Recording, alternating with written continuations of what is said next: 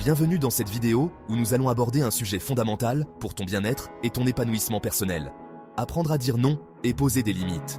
Dire non peut sembler difficile, voire impossible pour certains, mais c'est une compétence essentielle pour prendre soin de soi et vivre en accord avec ses propres besoins. D'abord, il est important de comprendre pourquoi il est si difficile de dire non. Souvent, nous avons peur de décevoir, de créer des conflits, ou même de perdre des relations. Nous avons grandi dans une société où être agréable et serviable est souvent valorisé, au point de sacrifier nos propres besoins. Cependant, il faut comprendre que dire oui à tout le monde, c'est parfois dire non à soi-même. Apprendre à dire non commence par la reconnaissance de tes propres limites. Tu as le droit d'avoir des besoins, des priorités et du temps pour toi. Dire non ne signifie pas que tu es égoïste, mais que tu respectes ses limites. C'est un acte de respect envers toi-même et envers les autres. En posant des limites claires, tu apprends aux autres à respecter ton temps, ton énergie et ton espace. Il est aussi essentiel de comprendre que dire non ne doit pas être synonyme de culpabilité. La culpabilité vient souvent du fait que l'on croit qu'en refusant, on déçoit l'autre ou qu'on ne répond pas à ses attentes. Mais en réalité, apprendre à dire non de manière ferme et respectueuse renforce les relations saines. Les personnes qui te respectent vraiment comprendront et accepteront tes refus.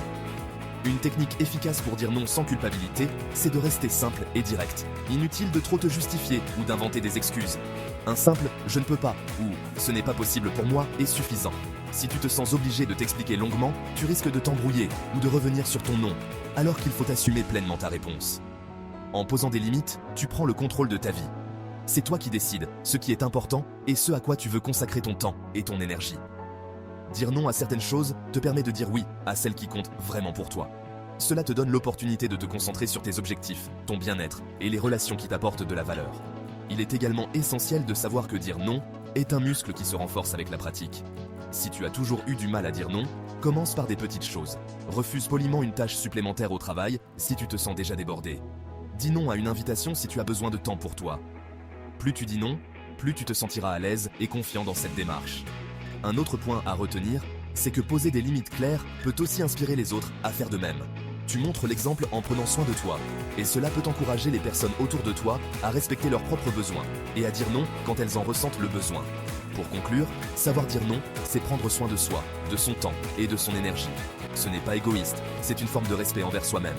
En apprenant à poser des limites, tu te libères du poids des attentes extérieures et tu commences à vivre selon tes propres termes. Si cette vidéo t'a aidé à mieux comprendre comment poser des limites, n'hésite pas à t'abonner pour découvrir plus de contenu sur le développement personnel. Partage également ton expérience dans les commentaires, ça pourrait inspirer d'autres personnes qui ont du mal à dire non.